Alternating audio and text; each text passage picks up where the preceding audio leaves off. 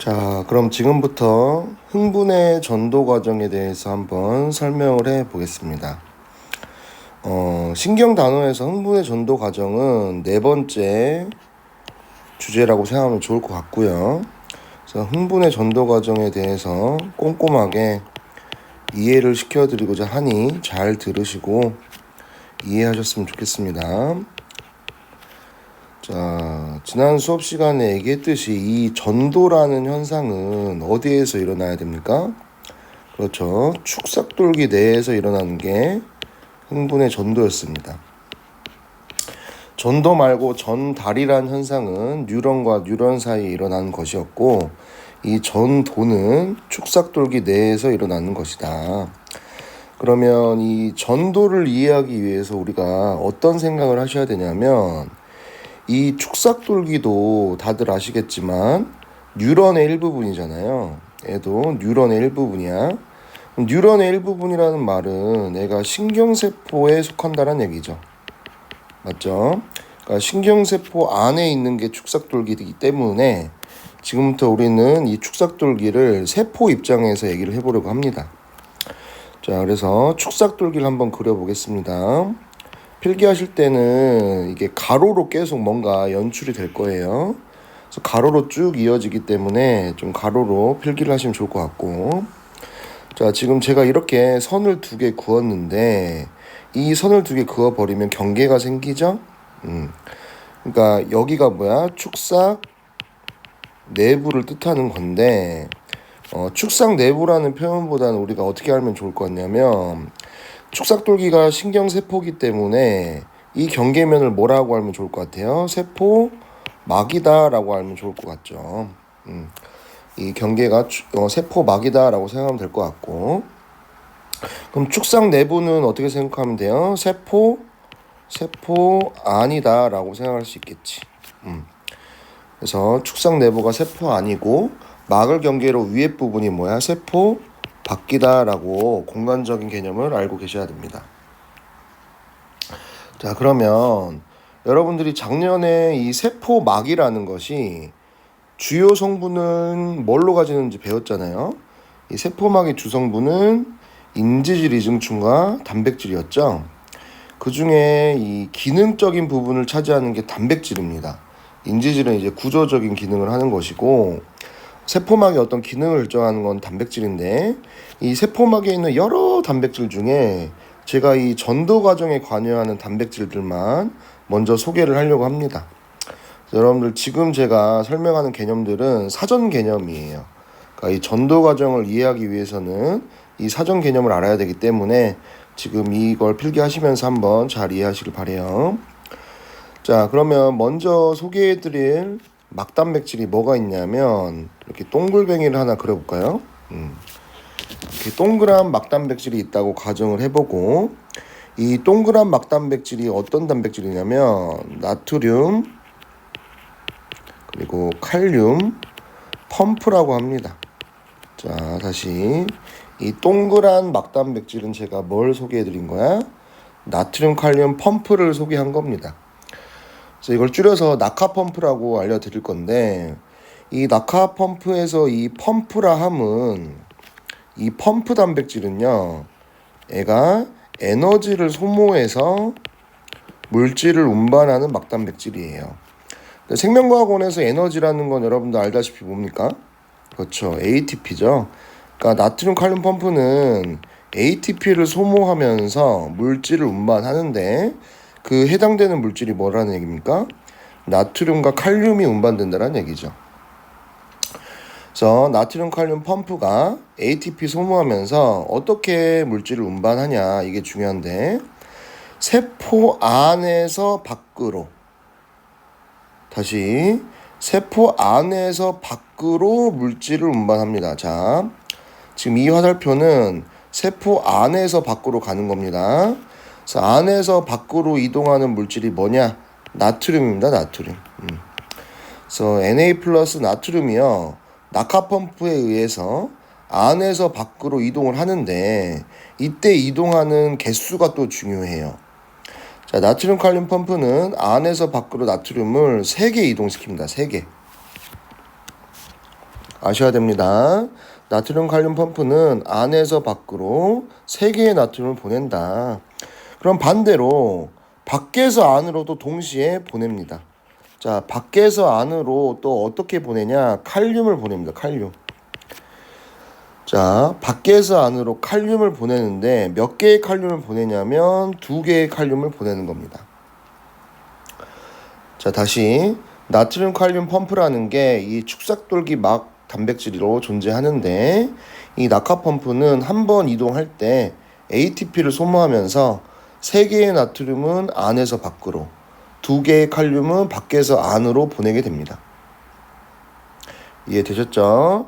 이게 첫 번째 소개해드리는 막단백질입니다. 낙하 펌프였습니다. 자, 그 다음에 어떤 단백질을 또 소개를 할 거냐면 가로 또 선을 긋고 3개의 막단백질을 또 소개를 해보려고 합니다. 그래서 이렇게 직사각형의 막단백질을 이렇게 그렸는데, 자, 이렇게 직사각형의 막단백질이 있으면 첫 번째 직사각형은 뭐냐면 나트륨 통로예요. 통로. 자, 나트륨 통로인데 통합과학 들으신 분들은 이 통로를 혹시 작년에 채널이라고 또 말하기도 했었는데 배우셨는지 모르겠네요. 아무튼 나트륨 통로, 나트륨 채널이 있습니다. 작년 통합과학 때 여러분들이 나트륨 통로, 이 통로 단백질은요 촉진 확산이 일어난다라고 배우셨을 겁니다.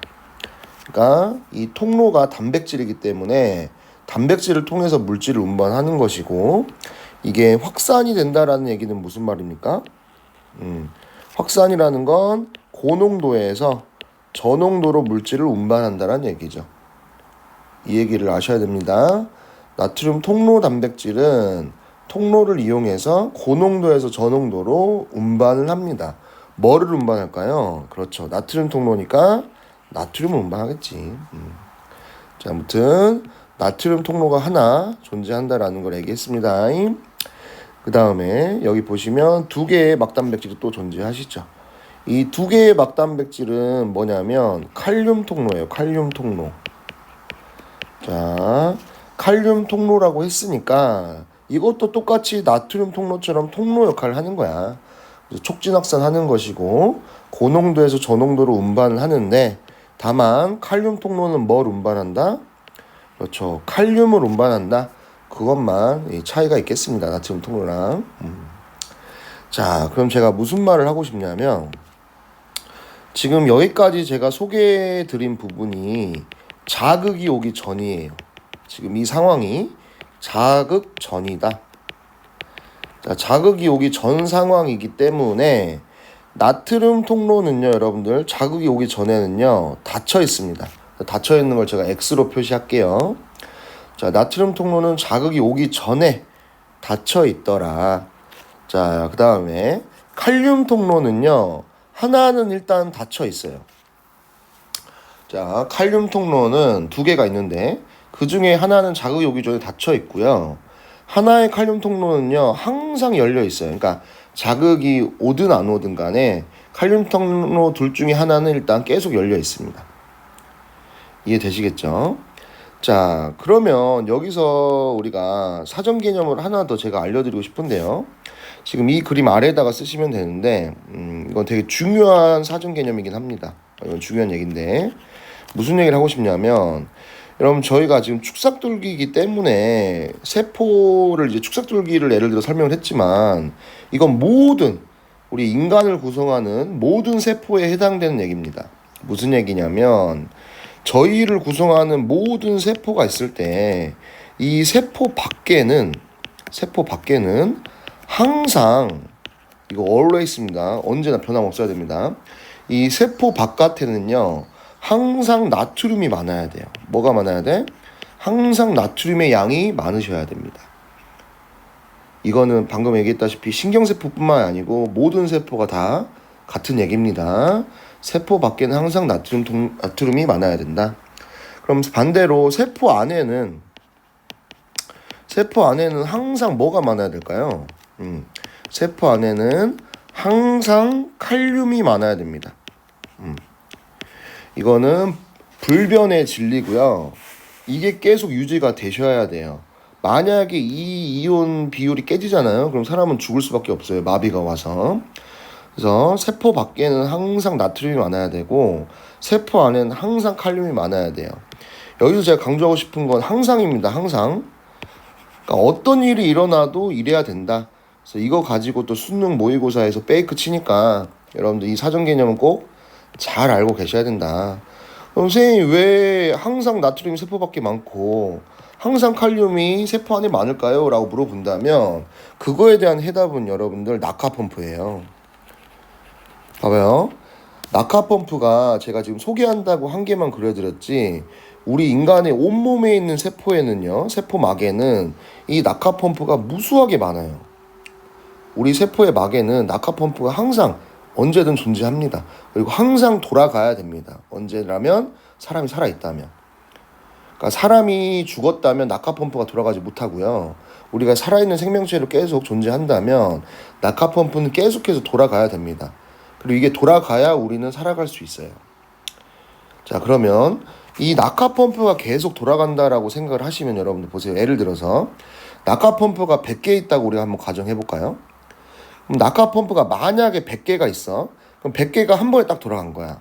그러면 안에서 밖으로 나트륨을 몇 개 보내요? 그렇죠. 안에서 밖으로 300개를 보낼 수 있겠지. 그럼 여기서 여러분 제가 나트륨을 생략하고요. 나트륨이 플러스 양이온이기 때문에 300 플러스라고 할게요. 그 다음에 반대로 밖에서 안으로 칼륨은 몇 개 보낼까요? 100개라고 가정을 했을 때. 그렇죠. 200개의 칼륨을 보내겠죠? 똑같이 칼륨도 플러스 양이온이니까 200 플러스라고 해볼게요. 자, 그러면 방금 제가 말했잖아요. 100개라고 가정을 했을 때도 안에서 밖으로 나트륨을 300개 보내니 우리 몸에 있는 세포 밖에는 항상 뭐가 많을 수밖에 없어? 나트륨이 항상 많을 수밖에 없어요. 낙하펌프 때문에. 반대로 우리 세포 안에는 항상 뭐가 많을 수밖에 없어? 칼륨이 많을 수밖에 없다고. 그래서 이 나트륨 칼륨 펌프가요, 되게 중요한 동물의, 인간을 포함한 동물에게는 매우 중요한 막단백질입니다. 그래서 생명과학 2 가시면 왜 3개 보내고 2개 보내는지 그 구조적인 면도 배우시게 될 겁니다. 무튼 낙하펌프에 의해서 밖에는 항상 나트륨이 많고 안에는 항상 세포 안에는 항상 칼륨이 많다라는 거 잊지 않으셨으면 좋겠습니다. 자, 그 다음에 이어서 제가 말하고 싶은 게 뭐냐면 지금 나트륨 칼륨 펌프가 100개씩 돌아간다고 가정을 했고요. 또 어떤 게 있냐면 이 세포막에는요, 여러분들 음전하를 띠는 막단백질들이 존재해요. 이 세포막 주변부에, 그러니까 박혀 있는 건 아니고 세포막 주변에 이렇게 음전하 단백질이 우리 세포 주변에는, 막 주변에는 존재합니다. 그러면 제가 이 말을 왜 하고 있냐면 지금 보세요. 잘 들어보세요. 지금 낙하펌프가 100개가 있다 가정했을 때 세포 밖으로는 저희가 300 플러스가 됐다고 얘기했죠.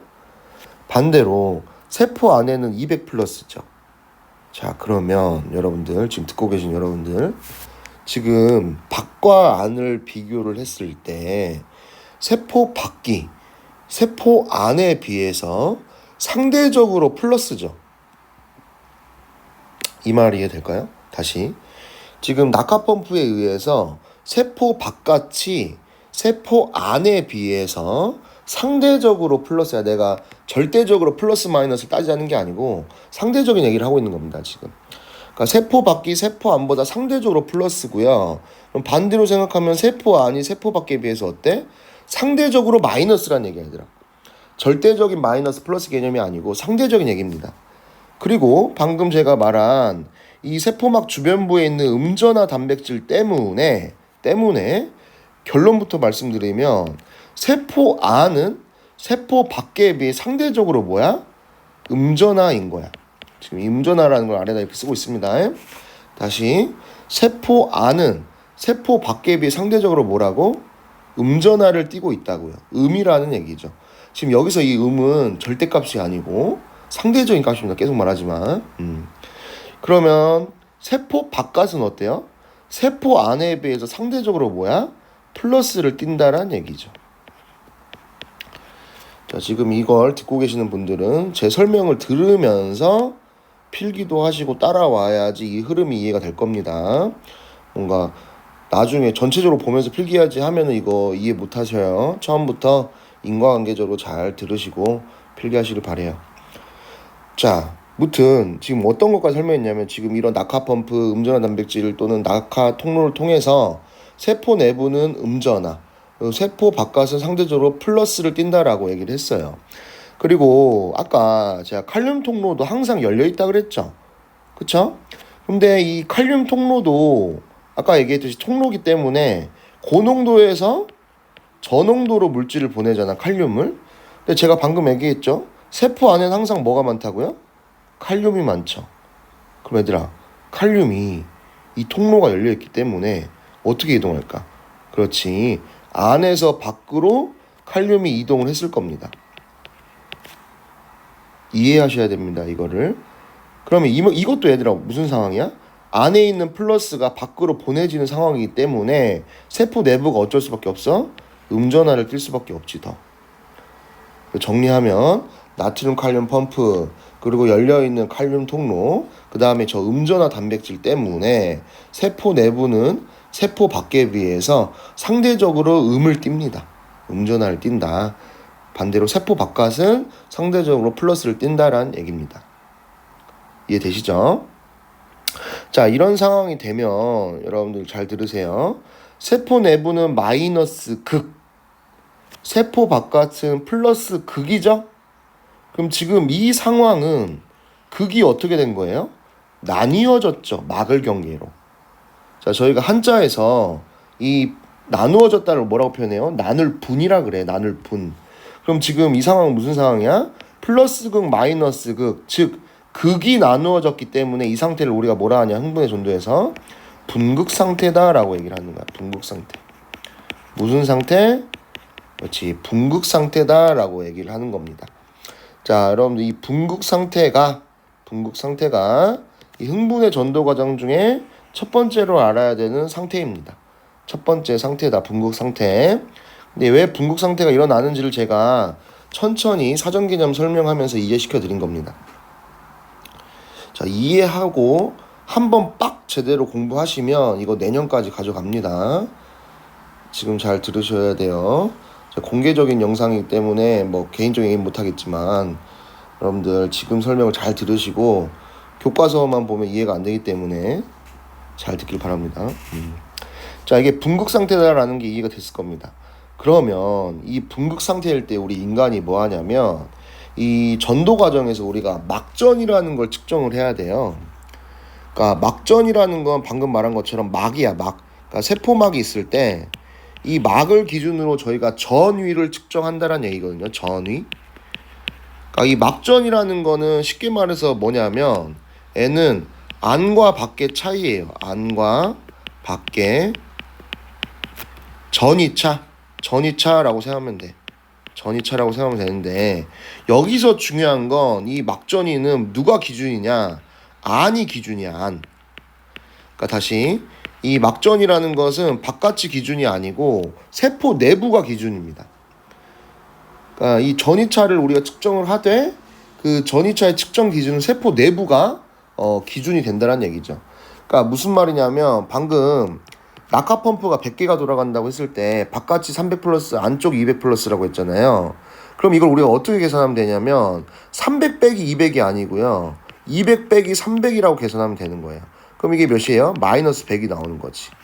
그러니까 마이너스 값이 나오는 이유는 뭐야? 말했잖아요. 세포 내부가 음이라고요. 마이너스라고. 상대적으로.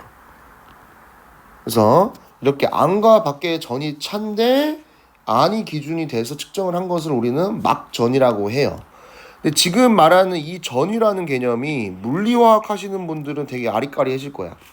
그러니까 물리화학적으로 지금 따지자는 게 아니고 흥분의 전도에서 필요한 막전위를 우린 이렇게 정의한다라는 얘기입니다. 그래서 여기서는 안을 기준으로 안과 밖의 차이를 계산하시면 된다. 이렇게 간단하게 알아두시길 바래요. 그럼 이 말을 또 왜 했냐? 자, 지금 이거 마이너스 플러스 나누는 게 분극 상태라고 했죠.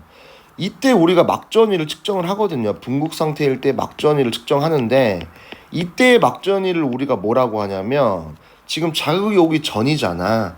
그러니까 이 뉴런은 지금 쉬고 있어. 그래서 쉴 휴자 따서 휴지전이라고 우리가 표현을 합니다. 다시 분극 상태일 때 그때 측정한 막전위 값을 우리가 뭐라고 표현한다? 휴지전위라고 얘기를 한다. 이런 용어를 아셔야 된다. 근데 이 휴지전위가 대부분 포유류, 그러니까 동물을 포함한 또는 인간을 포함한 대부분의 포유류는요 마이너스 70 정도가 돼요. 그래서 미리볼트 단위를 쓰는데 막전위 값을, 그래서 대부분의 포유류 또는 사람은 이 막전위가, 휴지전위 막전위가 마이너스 70이다 라고 알면 될 것 같습니다. 자, 여기까지 사전 개념을 포함해서 자극이 오기 전에 이 축삭돌기에서 어떤 일이 일어나는지를 알려드렸어요. 그래서 분극 상태까지 여러분들이 잘 이해를 하고 필기를 했으면 합니다. 자, 그러면 저희가 막전이라는 말을 좀 설명을 했기 때문에요, 제가 여기 아래에다가 그래프를 하나 그려서 같이 이해를 하려고 합니다. 저 오른쪽은 쭉 이어질 겁니다. 이 축삭돌기는요 계속 이어질 거고요. 여러분들도 아래에다가 공간이 있으시면 어떤 그래프 하나를 그릴 건데, 이 그래프가 뭐냐, 시간에 따른 막전위 그래프예요. 막전위. 그래서 여러분들 알다시피 이 흥분의 전도라는 개념은요 우리가 나중에 킬러 문제로 이어집니다. 이게 킬러 문제로 이어지는데, 그 킬러 문제를 풀 때 여러분들이 저 막전위 그래프를 잘 이해하셔야 돼요. 그래서 일단 저 막전위 그래프를 같이 그리면서 이걸 설명할 겁니다. 자, 그럼 우리가 지금 분극 상태라는 걸 배웠잖아요. 그럼 분극 상태는 막전위 그래프가 어떤 상황이냐면 휴지전위가 계속 유지가 되는 상황이어야 돼요. 그러니까 이렇게 일정한 값, 상수함수 값으로 유지되는 이 상황, 이때의 막전위를 뭐라 한다? 휴지전이라고 하는 것이고, 이게 대부분 마이너스 70으로 제시가 될 겁니다. 그리고 이 상태를 뭐라고 한다? 분극 상태다 라고 얘기를 하는 거죠. 그러니까 분극 상태는 자극이 온 거야, 안 온 거야? 자극이 없는 이런 상황이다 라는 거 잊지 마시길 바랍니다. 자, 그럼 여기까지 됐고요. 자, 그럼 이제 우리는 자극이 오기 전 상황을 이해했으니 이제부터 뭐 하면 될까요? 그렇지, 자극이 이제 주어져야 되겠죠. 자, 자극이 이제 주어집니다. 자, 이 자극이라는 녀석이 주어지는데, 자, 이 자극이 여기에 왔다라고 얘기를 해보자. 오른쪽부터 이제 자극 후 상황이 연출이 될 겁니다.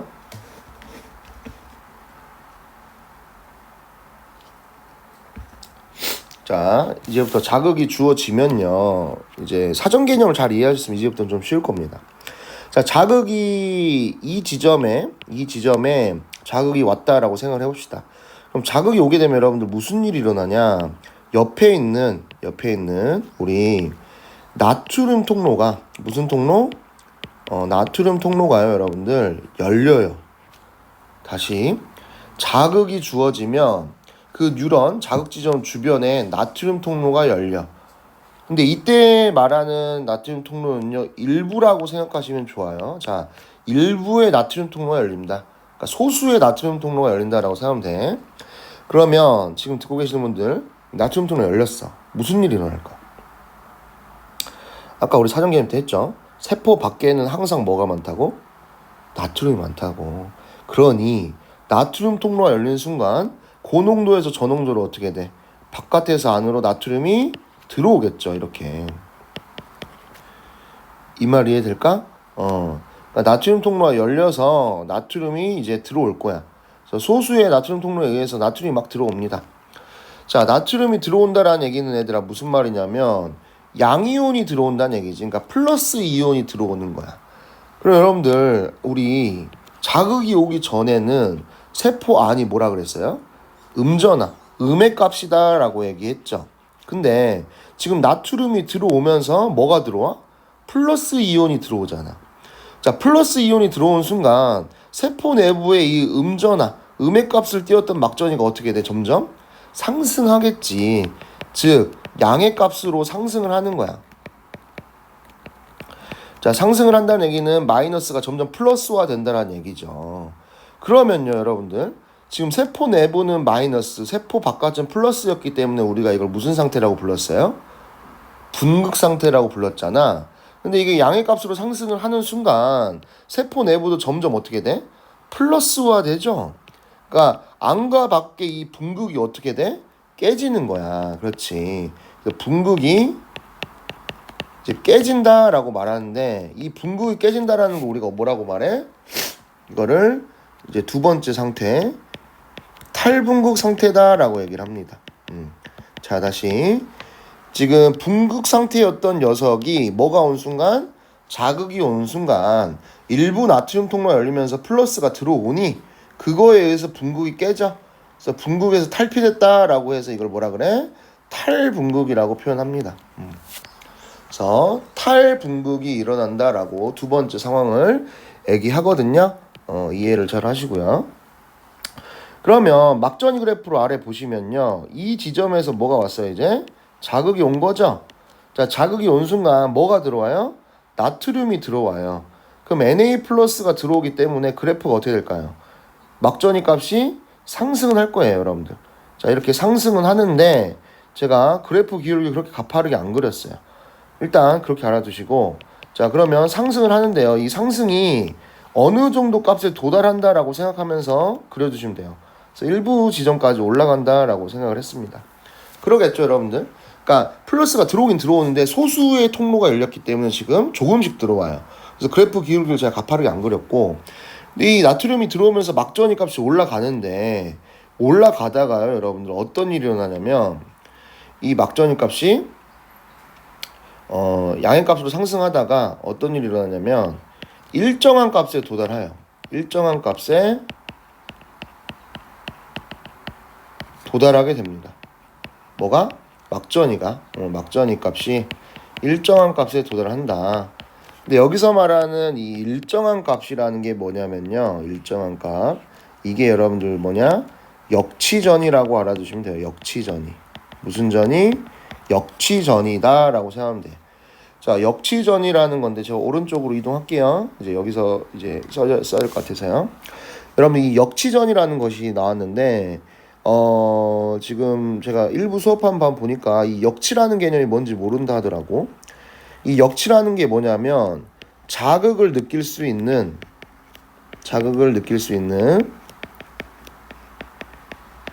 최소한의 세기예요. 최소한의 세기.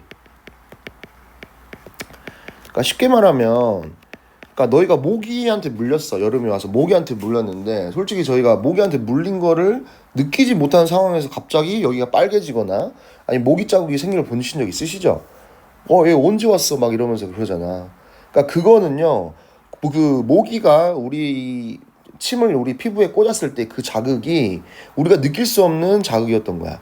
그러니까 무슨 말이냐? 역치값에 도달을 못한 거죠.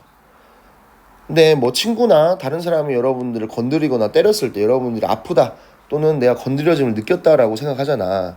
그럼 그 느낄 수 있는 건 뭐야? 역치값에 도달하는 자극이었기 때문인 거야.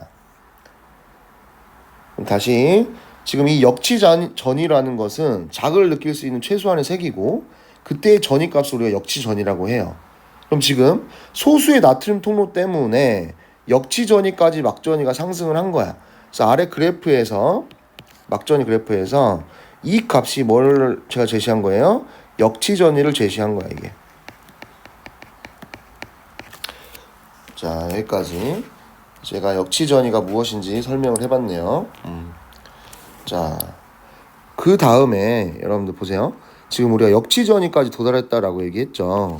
그러면 이 상황에서 무슨 일이 일어나냐면, 이 역치전이에 도달한 순간 이 자극 지점 주변부에 소수 나트륨 통로 말고 얘들아, 주변부에 또 나트륨 통로가 엄청 많이 있어.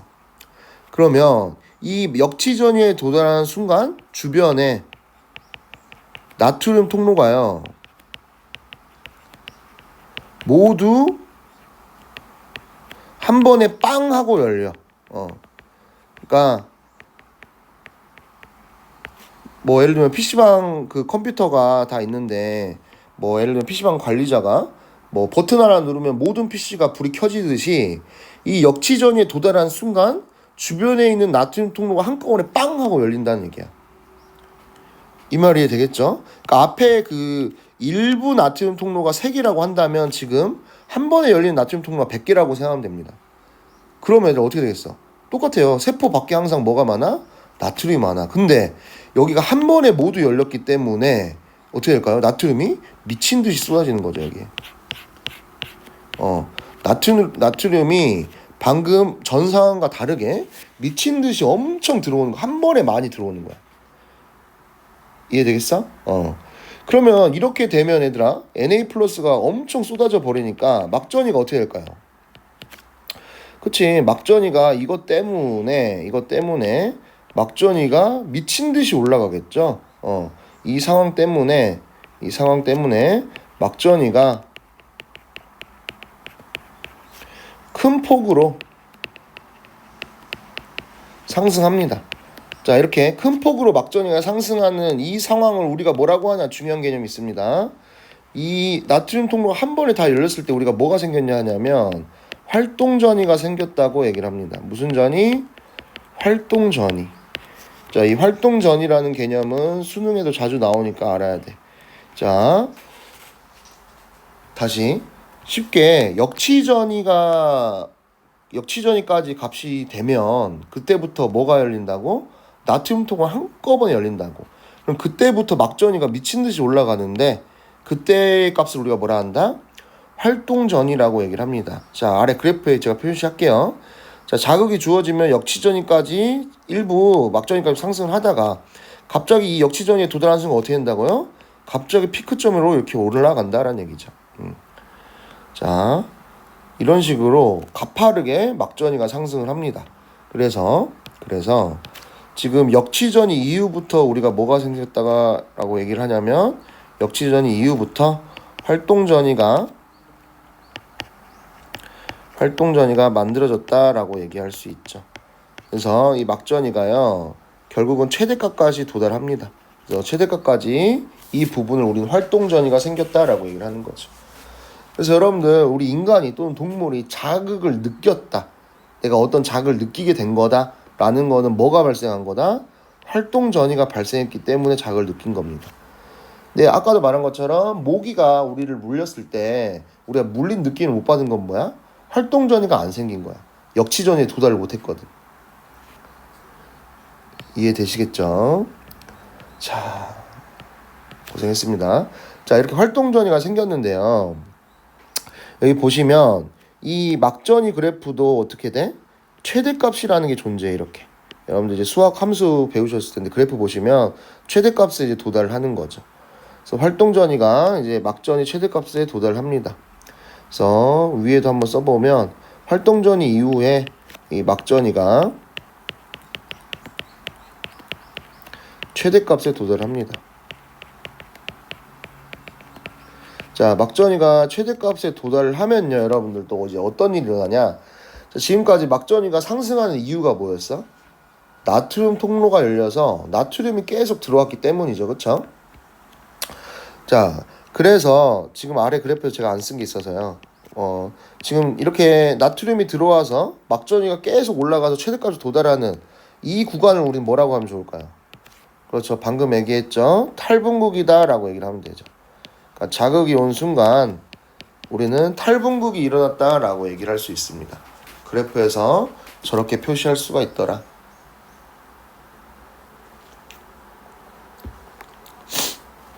탈분국으로 인해 막전이가 상승을 하다가 최대값에 도달하게 된 겁니다.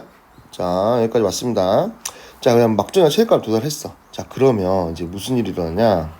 이 최대값에 도달한 순간 이 우리가 막전이가 상승하게 된 이유가 뭐였어요? 나트륨 통로가 열렸기 때문인 거죠, 그쵸? 이 막전이가 최대값에 도달한 순간 이 열려 있었던 나트륨 통로가 모두 닫힙니다. 자, 다시 막전이가 상승을 해서 최대값에 도달한 순간 아까 말했던 다 열려있던 나트륨 통로가요 한꺼번에 모두 닫혀요. 마치 전기를 많이 쓰면 두꺼비집이 내려가서 전기가 다 차단되듯이 하도 많이 나트륨 들어오다가 막전이가 최대값에 도달하면 일제히 닫혀버립니다. 그럼 이게 축삭돌기 막에서 일어나고 있는 겁니다. 나트륨 통로가 모두 닫힌다라는 걸 표현한 거고요. 그러면서 여러분들 무슨 일이 또 일어나냐면 그 다음에 이 나트륨 통로가 닫히면서 이 막전이 최대값에 의해서 칼륨 통로가 이제 열립니다. 자, 막전이가 최대값에 도달을 하면서 나트륨 통로가 닫히는데 그거와는 다르게 칼륨 통로가 열려요. 근데 자, 여기서 여러분들 이 칼륨 통로가 열린다라는 말은 어떤 통로를 말하는 걸까? 앞에서 제가 칼륨 통로는 두 개가 있는데 그 중에 하나는 열려있지만 하나는 닫혀있다고 얘기했잖아. 그러니까 이렇게 닫혀있던 칼륨 통로가 열렸다라고 생각하면 돼요. 여기서 말하는 열리는 거. 자, 그러면 여러분들이 또 이제 인과관계적으로 생각해봐. 나트륨 통로가 닫혔고 칼륨 통로는 열렸어. 그럼 애들 어떻게 될까? 그럼 이 상황 때문에 나트륨은 들어와 안 들어? 그래서 나트륨의 유입은 없다. 그런데 칼륨 통로가 열렸잖아. 그럼 어떻게 돼? 세포 안에는 항상 칼륨이 많다 그랬죠? 그래서 칼륨의 유출이 일어나는데요.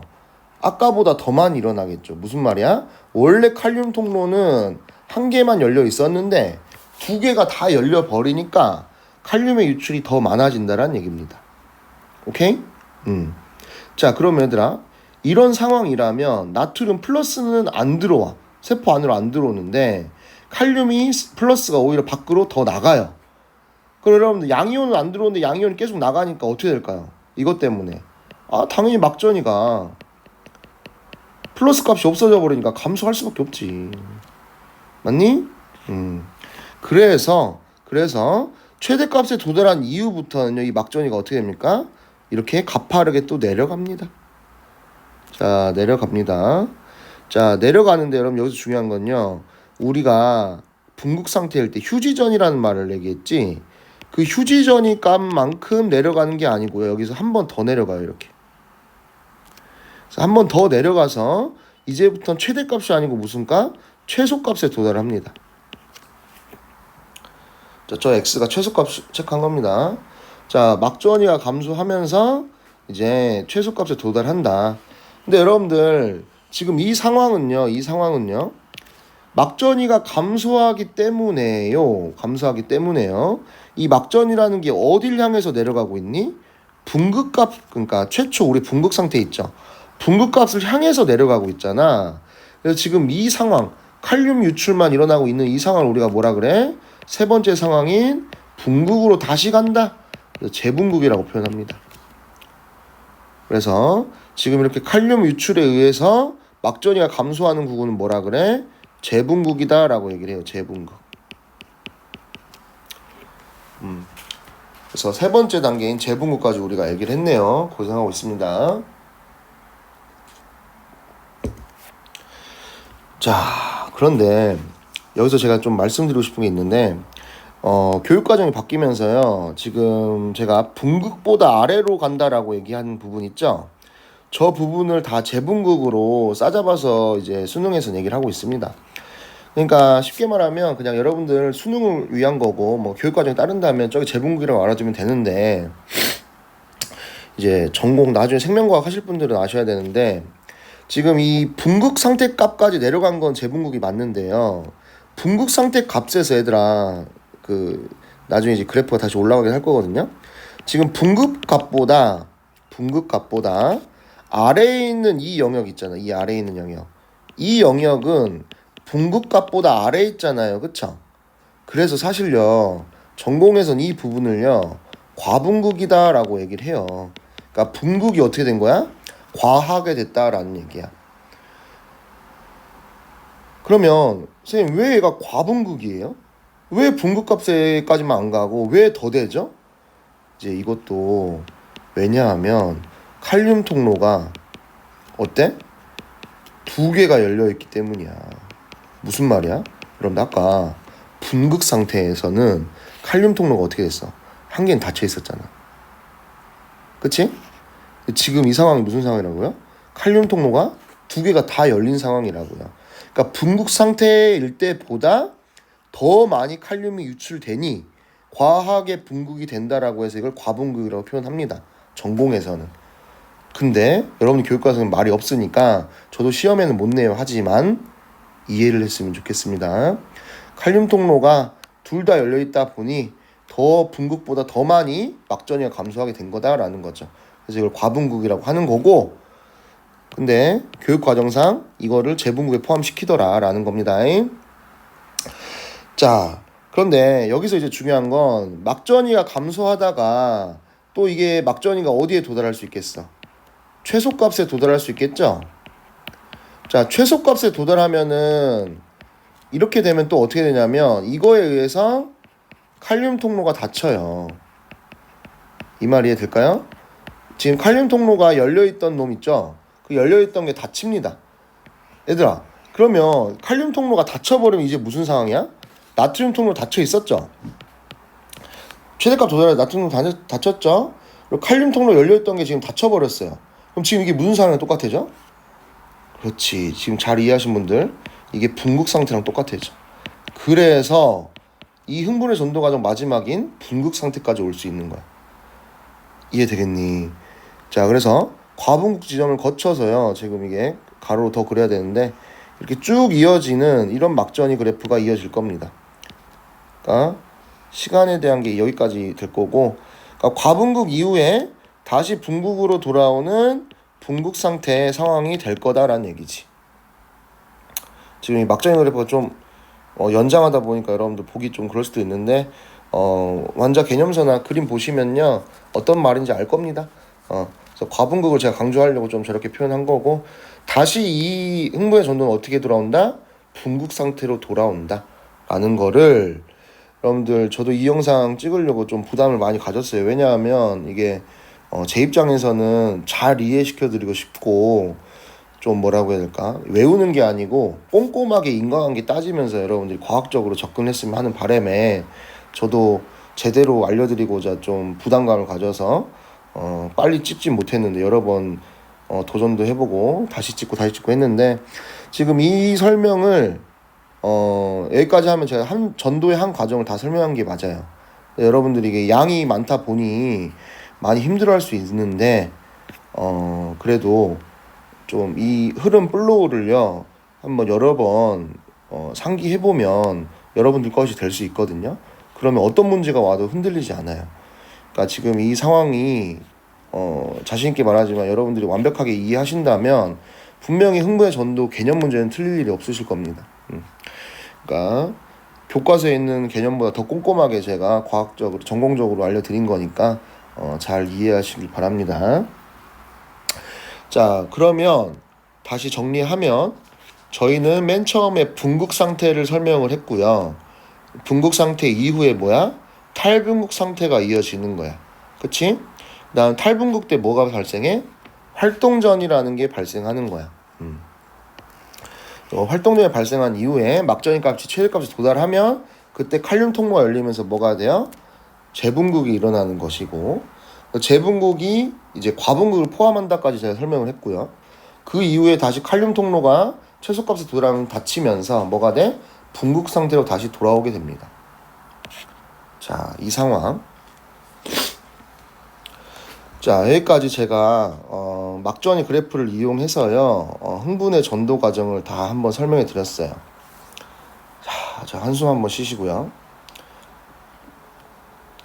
여러분들, 이제 이게 기본이 돼서 흥분의 전도 킬러 문제가 이어질 거고, 제가 이 흥분의 전도와 관련된 여러 특징들을 좀 정리하고 마무리하려고 합니다. 자, 좀 머리 쉬셨으면 이제 얘기를 좀 해볼게요. 여러분들, 저희가 자극을 느꼈다라는 거는 제가 뭐가 생기면 자극이 느꼈다라고 얘기한 거죠? 그렇죠? 이 활동전이가 생기면 자극을 느꼈다라고 말을 한다라고 얘기했죠? 근데 이 활동전이는 무슨 전이 이후부터 생긴다고요? 그렇지, 역치전이 이후부터 생긴다, 이거는 맞습니다. 근데 문제는 뭐냐면 여러분들, 이건 모르겠다, 풀수록에는 없고요, 기출 문제에도 딱히 없긴 한데 일부 문제집에서 물어보는 게 있습니다. 뭐가 있냐면 활동전이의 범위가요, 저는 이제 역치전이 이후부터라는 걸 강조하려고 이렇게 왼쪽에 이렇게 위아래로 화살표 제시했지만, 사실 활동전이는 어디부터 어디까지냐면 이 막전이의 최대값에서부터 이 최소값, 과분국인 이 최소값 있지? 이 최대값에서부터 최소값까지가 사실은 활동전이 영역이에요. 이해될까요? 그러니까 활동전이가요, 이 막전이의 최대값에서부터 막전이의 최소값까지를 저희는 활동전이라고 말을 해요. 근데 제가 맨 처음에 역치전이 이후부터라고 강조드린 거는 이거를 너희가 먼저 알아야 되기 때문이야. 그러니까 역치전이 이상에서부터 활동전이가 생긴다는 걸 먼저 아셔야 되고, 그 다음에 전도 과정을 다 이해하면 활동전의 영역이 막전이의 끝부분, 그러니까 최대값부터 최소값까지 포함이다라고 말을 하는 거야. 그래서 여러분 어떤 얘기를 하냐면, 주로 이 활동전이 막전이의 최대값을 플러스 30이라고 제시하고요. 주로 이 과분국 최소값을 뭐라고 제시하냐면 마이너스 80이라고 제시하거든요. 그러면 활동전이의 전체 영역은 몇이라고 얘기를 해야 되냐면 110이다 라고 생각을 해야 돼요. 110. 왜? 플러스 30에 마이너스 80이기 때문에 전체 영역값은 절대값이기 때문에 얘들아 30 더하기 80해서 110이다 라고 생각을 해야 돼요. 이 말 이해되겠어요? 그래서 먼저 이걸 한번 얘기를 해드린 거고요. 그 다음에 또 이어서 말을 해주고 싶은 게 뭐냐면, 자 봐봐. 이 활동전이가 우리가 자극을 느낀다라고 얘기했잖아, 그치? 그러면 여기서 여러분들이 하나 중요하게 알아야 될 게 있는데, 우리가 자극의 세기가 즉 뭐 약한 사람이 때린 거랑 강한 사람이 때린 거, 또는 마른 사람이 때린 거랑 강호동 같이 힘센 사람, 운동선수가 때린 거랑 어때? 자극의 세기가 다르잖아요. 오케이? 그러니까 우리가 느끼는 이 자극의 세기가 다르다라는 얘기는 무슨 말이냐면, 이 자극의 세기가 세질수록, 그러니까 이건 비례한다는 뜻이야 얘들아. 이 자극의 세기가 세질수록 우리 활동전이가 어떻게 되냐면, 이 활동전이 값, 즉 이 110mV가 변화되진 않습니다. 이게 중요합니다. 자, 자극의 세기는 뭐랑 비례하냐? 이 활동 전이가 발생되는 빈도에 따라서 달라져요. 자, 다시. 이 자극이 세다 약하다를 우리가 어떻게 표현한다고? 활동 전이의 최대 최소값은 변화가 없습니다. 다만 뭐가 바뀐다? 이 활동 전이 발생되는 빈도가 달라집니다. 그러니까 여기서 중요한 건 이 활동 전이 값은 변화가 있다 없다? 없다라는 얘기야. 그러니까 저 110이라는 거는 변화될 수가 없습니다. 변화되면 안 됩니다. 이거 중요합니다. 그래서 여러분들 그 혹시나 의학 드라마 이런 거 보시면 왜 그 의사님이 석션하고 막 이 환자가 죽어갈 때 막 뭐 전기로 뭐 다리미 같은 전기로 막 뭐 하잖아.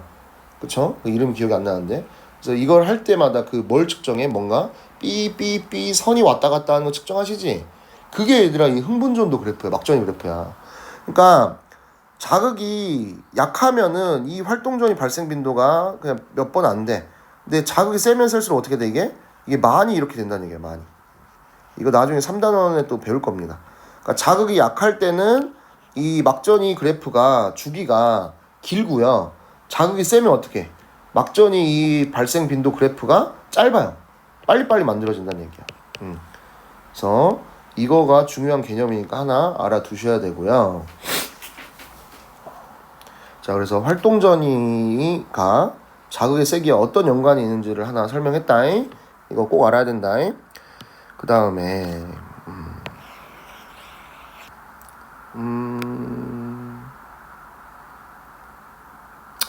자, 그 다음에 설명을 하려고 하는데 여기 공간이 없으니까요. 제가 이 전도에 대한 특징을 오른쪽에다가 제가 공간이 있어 쓸 건데, 여러분 공간이 여기 가로로 못 쓸 것 같으면 아래에다 쓰셔도 됩니다. 이 전도 과정에서 여러분들이 시험에 나올 만한, 수능에 나올 만한 여러 특징들이 있어서 그걸 한번 정리를 해볼게요. 이 전도의 특징에 대해서 한번 좀 얘기를 제가 총 정리를 해볼게요. 여기서 이 전도의 특징 중에 이 자극의 세기와 관련된 거는 먼저 제가 옆에서 활동전을 설명하면서 얘기한 거니까 이거 잘 체킹하셔야 됩니다. 자, 일단은 우리가 하나 말해주고 싶은 게 있는데 전도 속도에 대한 얘기예요. 전도 속도. 전도 속도를 제가 비교를 해드릴 건데요. 자, 우선은 얘들아 너희도 알다시피 마리집 뉴런하고 민마리집 뉴런이 있다고 해보자고요. 마리집 뉴런과 민마리집 뉴런이 있습니다. 그러면 이 두 뉴런 중에 누가 더 전도 속도가 빠릅니까? 라고 얘기를 하면 누가 더 빨라야 돼요? 마리집 뉴런이 빠르다라고 얘기를 해야 돼요. 왜? 여기서는 도약전도라는 현상이 일어난다라는 얘기죠. 자, 다시 도약전도가 일어나는 이유는 뭐야? 마리집 때문이다라고 얘기했죠. 자, 마리집은 제가 수업 때 얘기했는데 휴반세포로 이루어져 있기 때문에 지방성분이라고 얘기했잖아. 그치? 자, 이제 너희가 전도를 왼쪽에서 이해를 했기 때문에 제가 이제 속 시원하게 말해드릴 수가 있는데, 그러니까 쉽게 말하면, 자, 봐봐. 이 뉴런 축삭돌기가 있을 때 마리집이 이렇게 있으면, 얘들아, 쌤이 도약전도가 일어난다고 했는데, 이제 여러분들이 이해될 거야. 뭐가 이해가 돼야 되냐면, 봐봐. 이 전도라는 현상은 결국에 뭐 때문에 일어난 거였어? 결국에는요, 나트륨하고 이 칼륨이라는 녀석들이 왔다 갔다 할 수가 있어야 되는 거지. 그러니까 쉽게 말하면 이렇게 생각해야 돼. 이 전도라는 현상은요, 이렇게 가로로 뭔가 물질이 이동하는 현상이 아니야. 그럼 뭔 거야? 솔직히 말해서 이렇게 위아래로 왔다 갔다 하는 거야. 위아래로. 그러니까 이 세포막에 있는 이 통로 단백질 또는 낙하 펌프를 통해서 이온들이 위아래로 왔다 갔다 하는 현상이란 말이야. 이해될까? 제가 지금 이거 영상이기 때문에 꼼꼼하게 설명드리는 건데, 그러니까 이 마리집에는요, 이 이온들이 왔다 갔다 하는 세포막 단백질이 있을까 없을까? 막 단백질이 없는 거야. 여기는 통로 단백질이 없다고. 그러니까 여기에서 왔다 갔다 할 수가 있어 없어? 이 왔다 갔다가 안 되는 거야, 이 마리집에서는. 그러니까 이 마리집에서는 정기적인 특징이 안 생기는 거야. 활동적인 게 안 생기는 거야. 그러기 때문에 이게 왔다 갔다 하다가 여기서는 왔다 갔다 못 하니까 이 이온들이 어떻게 돼? 여기서 이제 왔다 갔다 하는 거야. 그리고 또 여기서 안 되니까 또 여기서 왔다 갔다 하고 또 왔다 갔다 하고 이런 식으로 일어난다는 얘기지. 지금 이걸 내가 설명할 수 있는 이유는 뭐야? 왼쪽에 전도 과정을 제가 설명을 이미 했기 때문이에요. 그러니까 여러분들 지금 이 설명 들으면서도 느끼는 게 있을 텐데, 그러니까 전도라는 거는 뭔가 정기적인 느낌이잖아요. 그 정기적인 느낌보다는 이 이온들이 왔다 갔다 하기 때문에 저희들이 뭔가 전도라는 현상이 나타나고 느낌을 느낄 수 있고, 저희가 어떤 자극에 대해서 반응하고 명령을 낼 수 있다는 얘기야. 그러니까 제가 뭔가 말하고 싶은 건 이 나트륨과 칼륨이 여러분들 살면서 별로 이게 뭐야? 뭐 도움도 안 되지 뭐 이렇게 생각할 수도 있는데, 이 나트륨 칼륨 이온이 너무너무 중요해요.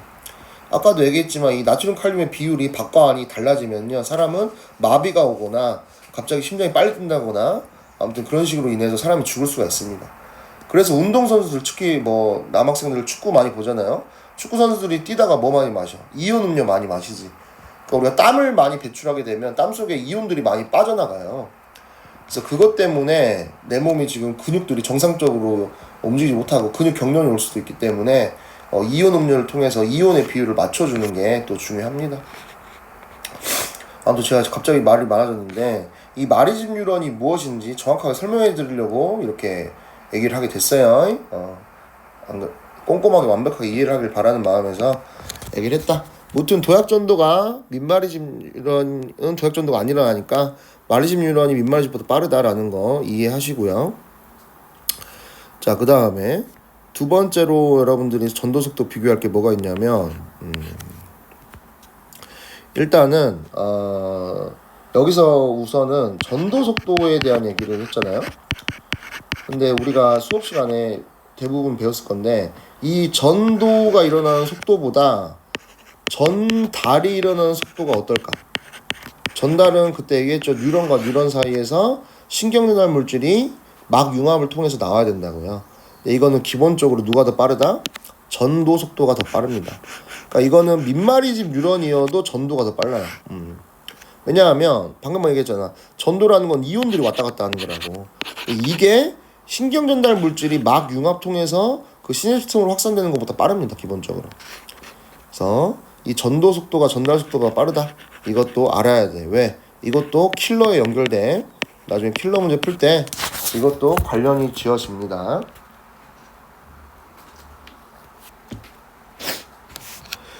자, 그래서 이 얘기를 할 수 있고, 그 다음에 세 번째로 이제 말해드리고 싶은 건 또 뭐가 있냐면, 이것도 중요하거든요. 그러면 저희가 흥분의 전도가 어디서 일어난다 그랬죠? 이 전도라는 현상은 축삭돌기에서 일어난다고 했잖아, 그치? 근데 이제 축삭돌기라는 게 모든 조직에 또는 사람마다 다 똑같은 게 아니야. 무슨 말이냐면 이 축삭돌기가 굵기가 달라요. 굵기. 그러니까 굵은 축삭돌기가 있고 좀 더 얇은 축삭돌기가 있다는 얘기야. 그럼 여기서 우리가 또 알아야 될 중요한 개념이 뭐냐면 이 축삭돌기의 굵기가 여러분들 굵기가 굵을수록 즉 이 굵기가 굵을수록 어떻게 되냐면 이 전도 속도는 비례합니다. 비례. 지금 이거 비례란 표시입니다. 다시 축삭돌기의 굵기가 어쩔수록 굵을수록 전도 속도는 빨라집니다. 여러분들 이거 이해 잘 하셔야 돼요. 다시 축삭돌기의 굵기가 굵을수록 전도 속도가 빨라요. 근데 여러분 이게 지금 이해가 안 될 수도 있는데 이거 이해시켜 드리기 위해서 여기 위에다가 좀 그릴게요. 공간이 전 있어서. 그러니까 이런 말이야. 축삭돌기가 이렇게 굵은 녀석이 있고 이렇게 얇은 녀석이 이렇게 있는 거야. 자, 그러면 여러분들 이 두 뉴런 중에 두 축삭돌기 중에 누가 더 전도 속도가 빠르냐 이 얘기거든요. 근데 여러분들이 쉽게 말하면 이게 축삭돌기가 얇을수록 여기를 지나가기가 빠를 것 같으니까 얇을수록 전도 속도가 빠를 것 같잖아. 그리고 이건 굵으니까 뭔가 저항이 많을 것 같죠, 그쵸? 근데 여러분들 이게 물리학적으로 맞는데 여기서 중요한 건 뭐가 중요하냐면 방금 마리집에서 설명했잖아요. 이 전도는요 가로 방향으로 가는 게 아니에요. 그냥 제가 앞에서는 이제 흥분이 이동하는 걸 표현하기 위해서 가로로 그린 것 뿐이지 우리가 지금 구체적으로 배웠기 때문에 이 전도라는 건 어떻게 일어나는 거야? 위아래로 왔다 갔다 해야 돼. 위아래로. 그러니까 위아래로 왔다 갔다 한다라는 건 쉽게 말하면 이게 더러우니까 좀 지울게요. 위아래로 왔다 갔다 한다는 얘기는 너희가 뭘 생각을 해야 되냐면 이 축삭돌기 막에 이 막 통로 단백질이 어쩔수록 많을수록 빠른 거야. 이 말 이해되겠어? 그러니까 축삭돌기 굵기가 굵다라는 얘기는요. 이 통로 단백질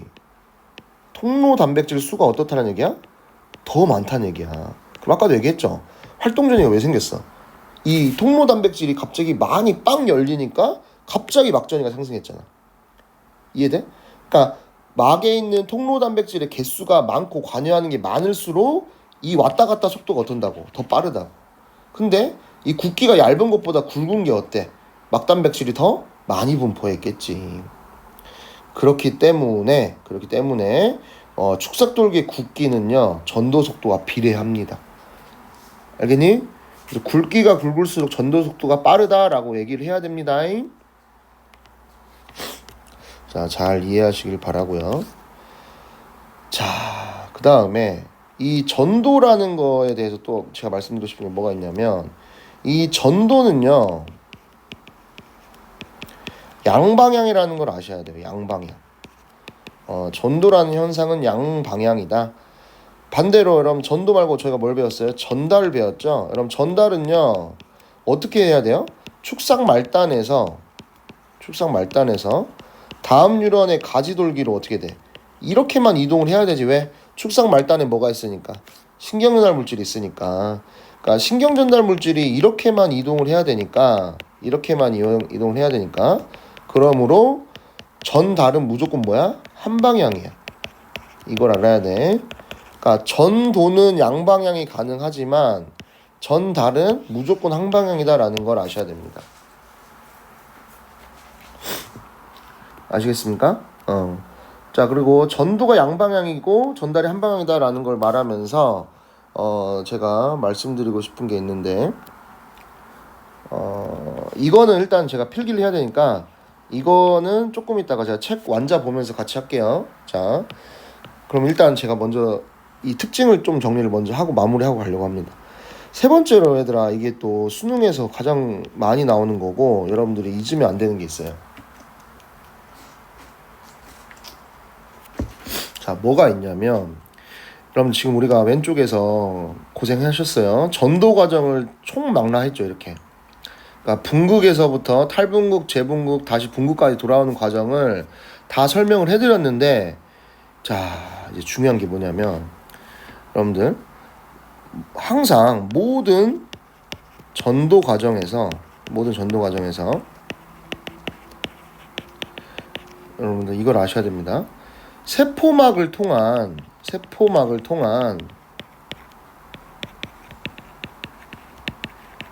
이온의 이동이 없는, 그러니까 세포막을 통한 이온의 이동이 없을 수 있는 구간은 존재하지 않아요. 이거를 아셔야 돼. 이거 하나 알아도 수능 선지 하나 풉니다. 세포막을 통한 이온의 이동이 없는 구간은 절대 없어요. 왜 그럴까? 여러분들 항상 뭐는 돌아가? 낙하 펌프는 돌아가잖아. 말했죠 아까? 사람이 죽지 않는 한 낙하 펌프는 가동이 되고 있기 때문에 세포막을 통한 이온의 이동이 없는 구간은 없습니다. 그리고 항상 얘기했지? 밖에는 뭐가 많아? 나트륨이 많아. 안에는 칼륨이 많아. 얘들아 이거 항상이야. 아까 탈분국 때 뭐 들어온다고 그랬어? 나트륨이 들어와도 얘들아 밖에는 항상 뭐가 많아? 나트륨이 많아. 얘들아 밖에 많으니까 계속 나트륨이 들어오는 거지. 그리고 칼륨이 항상 뭐야? 안에 많으니까 칼륨이 계속해서 유출되는 거죠. 이렇게 계속. 아시겠죠? 그러니까 뭐 이동을 하든 어쩌든 간에 무조건 밖에는 나트륨 많고 안에는 칼륨 많다. 이거는요 잊으면 안 돼요. 그리고 수능에서 자주 물어보는 거, 이건 제 경험담이기도 하고 실제 팩트이기도 합니다. 세포막을 통한 이온의 이동이 없을 수 있는 구간은 없습니다. 전도에서. 자 이렇게 하면 거의 진짜 제가 말하고 싶은 거 다 했습니다. 그래서 전도의 특징 이거 정리 잘 하시고 일단 왼쪽에 이 과정 스토리를 잘 이해하길 바라면서 마지막에 전도에 대한 정리를 좀 해봤어요. 진짜 마지막에 얘들아 그 전도의 순서에 대한 얘기를 좀 하려고 하는데 이건 제가 그림 그리는 것보다 너희들이 완자 그림에서 이해하시는 게 빠를 것 같아서 완자를 통해 설명해 볼게요. 자 어떤 거냐면 이거 별거 아니에요. 아까 우리 이제 이 원리를 다 이해하셨으면 진짜 별거 아닙니다. 뭐냐면 이 그림입니다. 이 그림. 그러니까 지금 보시면 이제 흥분 전도 방향에 대한 얘기가 나와 있는데 그냥 제가 그림 보고 바로 설명할게요. 너는 다 이해했다고 치고. 지금 이게 어떤 상황이냐면 이게 세포막이지, 그치? 그러니까 여기다가 지금 뭐 때린 거야? 여기에 지금 자극을 때린 거란 말이야. 그럼 자극을 때리면 봐봐. 지금 나트륨이 들어와. 왜 들어와? 이 나트륨 통을 열렸으니까 들어왔겠지, 그치? 나트륨이 들어왔으니까 여기는 무슨 상황이야? 탈분국이죠? 그쵸? 여러분 여기서 중요한 거 이게 탈분국인데 이 부분 말고 다른 부분은 다 뭐야? 지금 흥분이 안 왔지. 도착을 안 했잖아. 그렇기 때문에 얘네들 다 지금 분국 상태지. 분국 상태니까 내부가 마이너스고 바깥이 뭐야? 플러스였던 거야. 이해돼? 그런데 봐봐. 지금 이 나트륨, 이 세포 안에 있는 이 나트륨 있지. 이 나트륨이 어떻게 이동합니까? 지금 보면 오른쪽으로 이동하죠. 오른쪽. 그러니까 지금 여기 안에 있는 나트륨이 오른쪽으로 이동을 하니까 여기 봐봐. 아래 그림에서 이렇게 나트륨이 온다라고 말을 하고 있는 거야. 알겠니? 자, 나트륨이 옵니다. 그럼 나트륨이 오니까 여기도 막전이가 어떻게 돼? 상승하죠? 막전이가 상승하니까 여기도 어떻게 돼? 나트륨 또 들어와요. 단백질 들어와. 자기 또 왔으니까. 그러니까 여기는 뭐야? 탈분국이야. 탈분국인데 여기 중요한 거예요. 탈분국인데 그러면 최초 탈분국이었던 지점 여기가 어떻게 돼? 우리 전도 과정 이해하셨으면 탈분국 이후에 요 녀석은 막전이 값이 상승하겠죠. 그러다가 얘가 어떻게 돼? 최대값에 도달하지. 이 첫 번째 부분이. 그럼 어떻게 돼요? 나트륨통을 닫히고 이제 칼륨이 어떻게 되는 거야? 지금 칼륨이 유출되고 있는 거야. 재분국이 일어난 거지. 재분국. 괜찮아? 지금 이 상황이야 얘들아. 지금 흥분 전도 방향이 오른쪽으로만 간다라고 가정하고 지금 이해하고 있는 거예요. 제가 양방향이라고 얘기했죠, 그쵸? 근데 지금 이거는 오른쪽으로만 간다라고 가정한 겁니다. 양방향으로 하면 이게 양방향이 똑같은 현상으로 일어나게 됩니다. 무튼 지금은 오른쪽으로만 간다. 아무튼 첫 번째 탈분국이 일어났던 부분은 지금 두 번째로 뭐가 됐어? 재분국이 됐고 그 다음 편에 있는 부분이 어떻게 돼? 탈분국이 일어난 거야. 그럼 어떻게 돼? 또 이어지는 거야. 도미노처럼. 여기는 분국이었는데 또 이 자극이 오른쪽으로 온 겁니다. 그래서 오른쪽으로 오니까 여기가 뭐가 됩니까? 탈분국이 된 거고, 그 다음에 여기가 뭐가 돼? 재분국이 된 건데, 그 다음 맨 처음 최초 부분은 어떻게 되지? 분국이 된 거죠. 그럼 여기 분국이었고 또 여기서 이제 탈분국이 또 이어지는 거야. 그러니까 이게 무슨 말이야? 지금 이 과정들이 일어나면서 이러한 방법으로 인해서 우리 뉴런에서는 흥분이 이동을 한다는 얘기야. 그러니까 어떤 자극이 왔을 때 그 자극에 대해서 이 일련의 과정을 통해서 우리는 어떤 흥분을 느낀다는 얘기죠. 이해될까요? 이런 식으로 해가지고 흥분이 이동하면 말단부에서 이제 신경전달 물질이 분비되고 그 신경전달 물질이 전달을 통해서 또 분비되고 이런 식으로 합니다. 전도 전달 이렇게. 그래서 1번은 분국이니까 이거고 2번은 재분국이니까 칼륨 유출이죠. 3번은 탈분국이니까 이 그림이 나온 거고 4번은 아직 자극이 안 왔으니까 분국 상태를 제시한 거다라는 거죠. 그래서 아래 완자에 얘들아 제가 말한 특징들이 다 설명되어 있어요. 활동 전이는 변하지 않는다. 그리고 여기 축삭돌기 굳기 랑배결절 얘기도 나와 있고 그 다음에 여기 흥분 전달에 대한 얘기 제가 수업 때 했으니까 정리하시면 되고 그 다음에 여기 보시면 전도는 양방향이 되는데 보면 봐봐 전도는 양방향인데 전달은 어떻다? 이것만 된다. 그러니까 축삭 말단부에서 다음 뉴런 가지돌기로만 일어난다. 그러니까 전달은 한 방향, 전도는 양방향 가능하다. 라는 얘기입니다. 이 약물은 수업 시간에 제가 얘기를 다 했을 거고 자 이런 식으로 정리를 하시면 될 것 같네요. 여러분들 저도 어떻게 잘 할 수 있었을지 걱정했었는데 다행히 흥분 전도 과정 좀 어려운 내용 정리가 잘 된 것 같아요. 자 여기까지 잘 정리하시고 궁금한 거 있으면 물어보시고 고생하셨습니다.